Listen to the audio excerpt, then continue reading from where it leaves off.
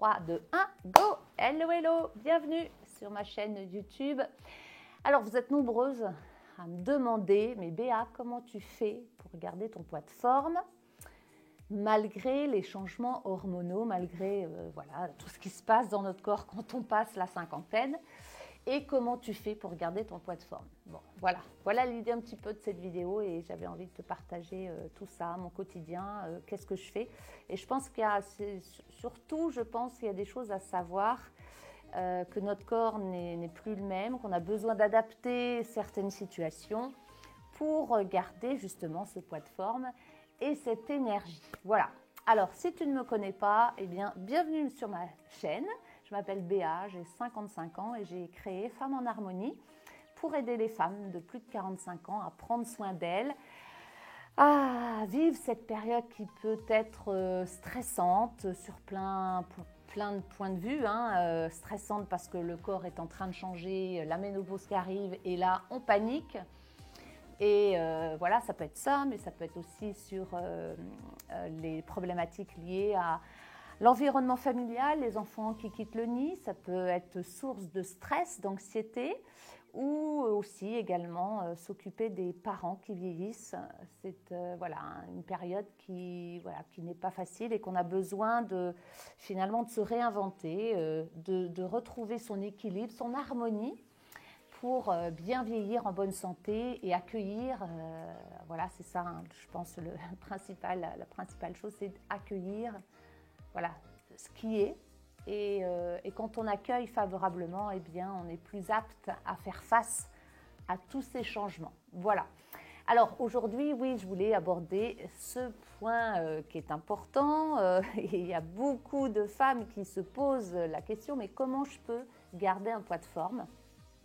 Et comment ça se fait que voilà, j'ai beau faire attention, je ne mange plus rien, je fais du sport à fond et je ne perds pas. Alors, il y a plusieurs facteurs qui rentrent en ligne de compte. Et l'idée de cette vidéo, c'est de te partager un petit peu, moi, ce que j'ai fait, ce que j'ai compris pour garder la forme et surtout garder un poids de forme qui nous plaît par rapport à tous ces changements liés à la ménopause. Alors d'abord, ce qu'il faut comprendre, c'est pourquoi en fait les changements hormonaux vont influencer sur notre prise de poids. Alors déjà, il est vrai que quand on a la ménopause qui arrive ou la périménopause, on a une diminution progressive des hormones comme la progestérone et les œstrogènes qui diminuent.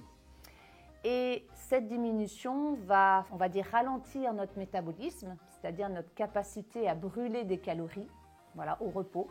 Il est vrai que jusqu'à 30 ans, 40 ans, on brûle facilement, même si on mange en excès. Voilà, on va brûler de manière rapide. Et à partir donc de la ménopause, du fait de ce ralentissement, de cette baisse des hormones, va créer un métabolisme qui va se ralentir et en même temps qui va favoriser le stockage des graisses. Et c'est pour ça qu'au départ, quand on a la ménopause, 45, 50 ans, on s'aperçoit qu'on prend du ventre. Voilà, ça va stocker essentiellement au niveau abdominal. Ces problèmes de graisse, hein, on augmente son stockage de graisse. La deuxième chose, c'est que les changements hormonaux vont créer un petit peu plus de stress, de fatigue. C'est vrai qu'on voit qu'on a à la fois des transformations au niveau de notre corps, mais pas que le corps, puisqu'il y a aussi au niveau, au niveau émotionnel, on a plus d'anxiété, plus de fatigue, on ne récupère pas comme avant, on s'aperçoit que notre sommeil est aussi perturbé. Je ne sais pas si si tu as eu ça. Il est vrai que moi, depuis la ménopause, j'ai vu mon sommeil complètement être perturbé avec des réveils nocturnes, chose que je n'avais pas avant. Et tout ça, c'est lié à ces changements hormonaux. Donc, on a d'un côté, effectivement, les hormones qui baissent, mais aussi au niveau émotionnel, beaucoup plus de fatigue, beaucoup plus de stress. Et on sait que le stress est aussi un facteur qui va ralentir notre métabolisme. Alors quand on sait tout ça, effectivement, ce qui est important de comprendre, c'est qu'il faut arrêter de se culpabiliser, que ces changements physiques sont normaux, que la baisse des hormones crée un corps qui change, on a plus de stress, plus de fatigue. Il faut comprendre que ces phénomènes sont normaux et que ce n'est pas un manque de volonté de notre part, mais que c'est dans la logique des choses. Maintenant, ce qui est important, c'est de le comprendre et surtout de l'accepter. Oui, notre corps, il change. Donc, on va rectifier certaines petites choses au niveau de l'alimentation, mais ce qui est important, en tout cas, moi, je l'ai accepté. Je sais que je n'ai pas le corps d'il y a 20 ans, 30 ans. Je n'ai pas un ventre plat comme ma fille qui a 17 ans.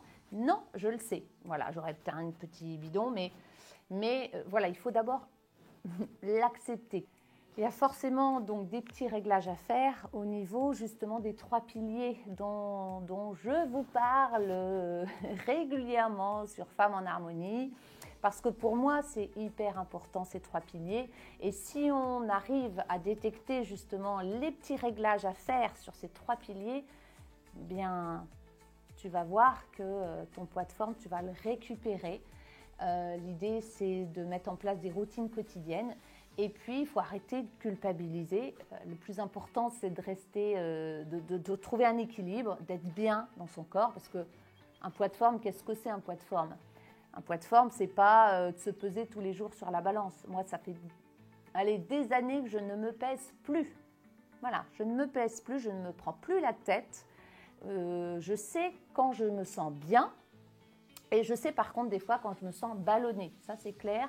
On le sent, hein, quand on est ballonné, quand on est gonflé, on n'est pas bien, on a un peu de surpoids. Oui, on le sent. Et on le sent aussi quand on a un poids de forme.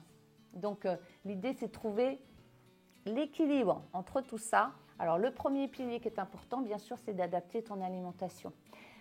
On a un métabolisme qui se ralentit. Donc, on a besoin d'adapter et de changer notre alimentation. On a un métabolisme qui brûle moins au repos. Donc, on a besoin de lui amener une qualité nutritionnelle. Donc, l'idée, c'est de vraiment valoriser les aliments riches en fibres, en protéines pour conserver ta masse musculaire, parce qu'elle aussi, avec l'âge, on perd de la masse musculaire.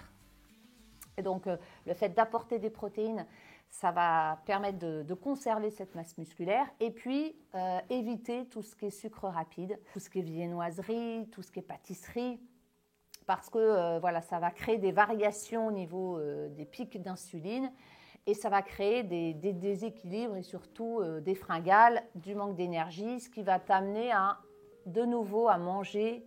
Hein, le sucre appelle le sucre, donc il faut vraiment chasser et de se dire, là, il faut vraiment que je modifie mon alimentation. Autant peut-être qu'à 30 ans, tu n'avais pas de soucis, que tu pouvais manger n'importe quoi, tu faisais du sport et tu brûlais tout et tu n'avais pas de soucis.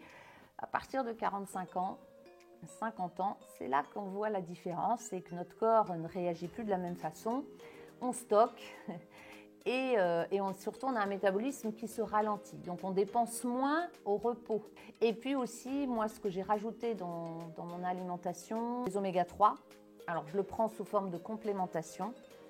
Donc les oméga 3, on les trouve dans les petits poissons gras, les sardines, les maquereaux. L'huile de lin, l'huile de colza, l'huile de chanvre, c'est riche en oméga 3. Ce sont des acides gras que notre corps ne sait pas fabriquer, mais qu'on a besoin d'apporter dans notre alimentation. Si tu veux, les oméga 3, c'est des bonnes graisses. C'est un peu comme l'huile de notre moteur. Si je fais la comparaison avec une voiture, on a besoin de lui amener de la bonne huile pour... ces oméga 3 vont permettre d'avoir un bon échange cellulaire entre ce que j'amène à ma cellule comme aliment et ce qu'elle va rejeter. C'est l'huile de notre moteur. On a besoin d'une bonne huile et en même temps, elle va favoriser aussi, les aliments riches en oméga 3 vont lutter contre les inflammations, parce que souvent à partir de 40 ans, on a mal aux épaules, on a mal quelque part. L'arthrose, qui est pas une maladie, hein. L'arthrose fait partie de l'usure de nos articulations, donc on peut avoir de l'arthrose et les aliments riches en oméga 3 vont aider à lutter contre les inflammations. Et on n'a pas forcément dans notre alimentation, on ne mange pas suffisamment de petits poissons gras, de sardines, maquereaux, on n'en mange pas en quantité suffisante et c'est important d'apporter des oméga 3 et moi je les utilise sous forme en complémentation avec l'entreprise partenaire avec laquelle je suis, PureLink, qui propose des oméga 3 de qualité. Les oméga 3 donc, de la marque Purling, en fait, ont 3 sources différentes d'acides gras essentiels. On a du krill, on a de l'huile de poisson et du cannalus. Et en fait, ces 3 sources d'acides gras sont hyper importantes parce qu'elles vont travailler en synergie et elles vont permettre une meilleure absorption par l'organisme et en même temps une libération prolongée des bienfaits, donc des oméga 3 sur notre corps. Ce sont des produits fabriqués en France, il n'y a pas de colorant, pas d'arôme.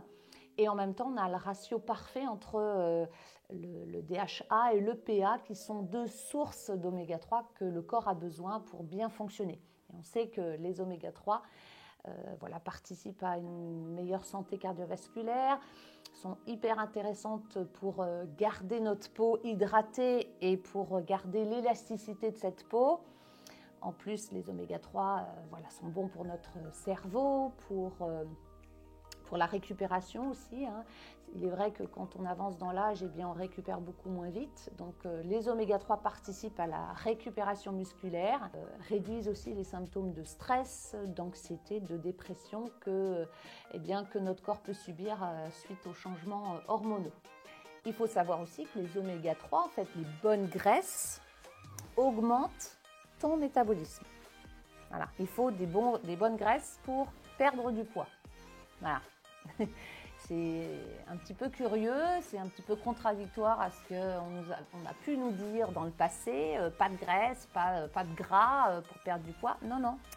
Il faut prendre des bonnes graisses. Moi, je mange régulièrement des oléagineux, des amandes, des noix.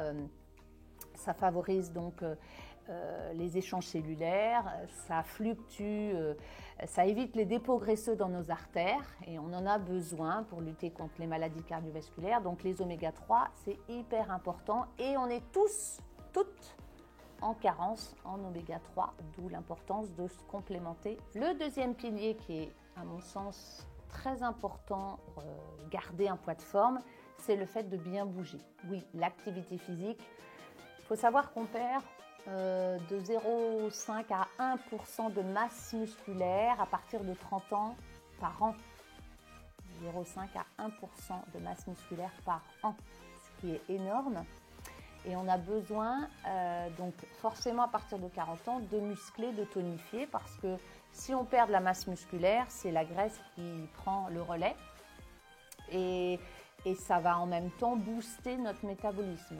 L'idée, c'est vraiment de bouger et de pouvoir intégrer dans ton quotidien des routines. Ça peut être la marche, ça peut être la natation, ça peut être une activité. L'idée, c'est de pratiquer une activité qui te plaît. Tu vas pouvoir l'intégrer dans tes routines quotidiennes. Et moi, ce que je pratique aussi depuis pas mal de temps, c'est le renforcement musculaire. Je crois qu'il n'y a pas mieux comme activité pour booster, tonifier ta masse musculaire. En plus, on sait que le muscle est énergivore de calories. Donc, plus on est musclé, plus on garde une masse musculaire, plus on booste notre métabolisme, c'est-à-dire notre capacité à brûler des calories au repos.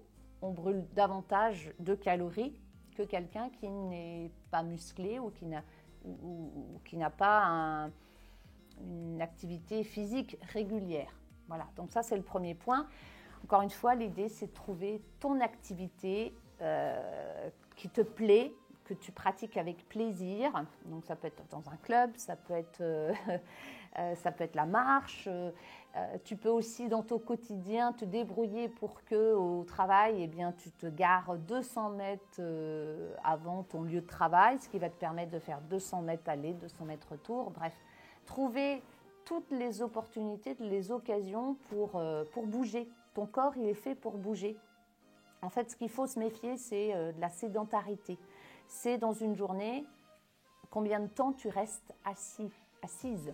Voilà, ça c'est le plus dangereux. Enfin, en tout cas, oui, il faut s'alarmer là-dessus sur tes dépenses énergétiques. Le corps est fait pour bouger. Plus tu bouges, moins tu vas avoir mal. Et on sait que quand on a de l'arthrose, entre autres, il faut bouger pour diminuer les inflammations qui sont liées à l'arthrose. Donc, plus tu vas prendre l'habitude de bouger dans ton quotidien, plus tu vas aider ton corps à bouger, à se muscler, à se tonifier. C'est bon pour la circulation sanguine, c'est bon aussi pour ton cœur, pour éviter les maladies cardiovasculaires. Et avec une alimentation de qualité, eh bien, tu vas pouvoir garder ton poids de forme. Alors le troisième pôle qui est hyper important, si ce n'est le plus important, c'est la gestion de notre stress. Parce que effectivement, avec la ménopause, tous ces phénomènes qui bouleversent notre état physiologique, il y a aussi l'augmentation du stress. Et on sait que le stress est un facteur qui peut ralentir notre métabolisme. Alors, on sécrète davantage de cortisol, hein, c'est l'hormone du stress qui malheureusement, en fait, c'est un mécanisme de défense qu'on a hérité de nos ancêtres, hein, qui met en fait le corps en alerte quelque part, en disant attention, il se passe un danger, et notamment quand on produit trop de cortisol, hein, l'hormone du stress ou un stress chronique qui s'installe, eh bien, on peut favoriser, en fait, cette hormone du cortisol va favoriser le stockage des graisses. Il va en même temps ralentir notre digestion et en même temps la combustion des graisses. Donc du coup, ça peut effectivement ralentir notre perte de poids ou on peut avoir des difficultés par rapport à tout ça. Donc c'est important d'en tenir compte et de pouvoir se dire, de pouvoir travailler sur son mindset, sur son attitude mentale. Comment je nourris mon mental? Est-ce que je le nourris de choses positives? Ou au contraire, comment j'apprends, quelles sont mes pensées, hein? On a 60 000 pensées par jour. Si elles sont toujours tournées vers le négatif, l'idée, encore une fois, c'est de prendre conscience comment je pense au quotidien, parce que ça peut effectivement influencer notre poids de forme. Voilà pourquoi c'est important d'apprendre à gérer ton stress, parce que c'est comme ça que tu vas retrouver un équilibre émotionnel, un équilibre au niveau de ton poids, puisque ton métabolisme va tranquillement se mettre en place avec le sport, l'activité, l'alimentation. Et je dirais avant tout, sois bienveillante envers toi-même. Tu as besoin de t'accepter. Accepte-toi tel que tu es, c'est OK. Voilà, comme dirait mon ami David Bernard, conférencier québécois que j'adore, c'est OK. En fait, accepte ce changement, accepte ton corps. Et puis petit à petit, tu verras que l'idée, c'est de travailler sur ton état émotionnel, le stress. Moi, quand j'ai un coup de stress, je fais un exercice de respiration qui peut être intéressant. Tu te concentres sur ta respiration. L'exercice, c'est 4, 7, 8. Je prends mon inspiration pendant 4 secondes. Je reste 7 secondes. Je retiens ma respiration et 8, je souffle pendant 8 secondes. Voilà, tu fais ça, tu répètes 4-5 fois. Ça permet de relâcher la tension, ça permet de te concentrer sur ta respiration. Je fais beaucoup aussi d'affirmations positives. Voilà, j'ai mis en place des routines positives où je nourris mon mental régulièrement de choses positives, parce qu'on sait que, nos pensées créent notre réalité. Plus on pense des choses négatives, plus c'est ce qui se passe dans notre réalité. Si on concentre nos pensées sur des choses positives, donc les affirmations, quand elles sont faites de manière régulière, le matin, moi c'est vrai que j'aime beaucoup, j'applique ces affirmations positives, je me les répète. Ça peut être un livre qui t'inspire, qui te donne de la vision. Les exercices aussi d'étirement où tu vas travailler, tu vas relâcher grâce à la respiration, tu vas relâcher tes tensions, et c'est vrai que ça joue énormément. Si tu as la possibilité de faire des exercices d'étirement régulièrement, tu relâches la tension, et ça permet de gérer ton stress. Alors, ce que je t'invite aussi à faire, c'est pourquoi pas te fixer des objectifs mais réalistes, progressivement, de mettre en place des petites choses que tu n'as peut-être pas l'habitude de faire. Si tu ne fais pas d'activité physique, ça peut être simplement te dire, allez, cette semaine, je vais marcher 2 fois, 3 fois par semaine. Je me prends du temps, je me gare 200 mètres avant de mon travail. Comme ça me permet de marcher. Oblige-toi à faire des petits objectifs chaque jour. Qu'est-ce que je fais pour ma santé? Remplacer des légumes ou rajouter des légumes dans mon assiette plutôt que des féculents, progressivement d'amener des petites choses qui peut changer ton quotidien. En tout cas, je t'encourage à n'hésite pas à aller voir mes articles sur mon blog femmesenharmonie.com où je te partage effectivement des articles intéressants sur pourquoi enrichir son alimentation en protéines, les aliments anti-inflammatoires, sur le fait de bien bouger, les exercices d'étirement. Ça peut te donner des astuces, des conseils pour changer ton mode de fonctionnement sur ces 3 piliers, sur la gestion du stress, ton alimentation et aussi le fait de bien bouger parce qu'on le sait, hein, on a besoin de booster notre métabolisme. Eh bien, c'est en se tonifiant. Et puis, si l'envie te prend, tu peux bien sûr intégrer mon programme. J'ai préparé un programme de 21 jours où je propose des exercices à la maison que tu fais chez toi. Tu as besoin d'un tapis, d'une tenue de sport. Et je te propose 63 exercices qui te permettent de tonifier l'ensemble de tes muscles. Ça peut être avec une bouteille d'eau, avec des haltères, mais le fait de faire des répétitions régulières, de mettre en place des routines, ça peut effectivement te permettre de tonifier tranquillement et de booster ce fameux métabolisme. Moi, je t'invite à prendre soin de toi, à être bienveillante envers toi-même. Tout ne va pas se faire aussi vite que possible, mais à partir du moment où tu as pris conscience qu'il y a des petites choses, des petits réglages à faire dans ces 3 piliers, eh bien, il n'y a pas de raison que ton corps ne change pas. C'est en mettant en place des habitudes dans ton quotidien, des routines que tu vas pouvoir transformer. Et encore une fois, sois bienveillante envers toi-même. Tu peux bien sûr retrouver mes articles sur mon blog qui te partagent plein de conseils ou alors le programme. Voilà, en tout cas, crois en toi et tout est possible. Il faut simplement se faire confiance et puis y aller progressivement par rapport à tout ça. Voilà, eh bien écoute, je te dis à très bientôt pour de nouveaux conseils. D'ici là, prends soin de ta santé et fais de ta santé ta priorité. Voilà, je t'embrasse, bisous, prends soin de toi. Allez, ciao, ciao.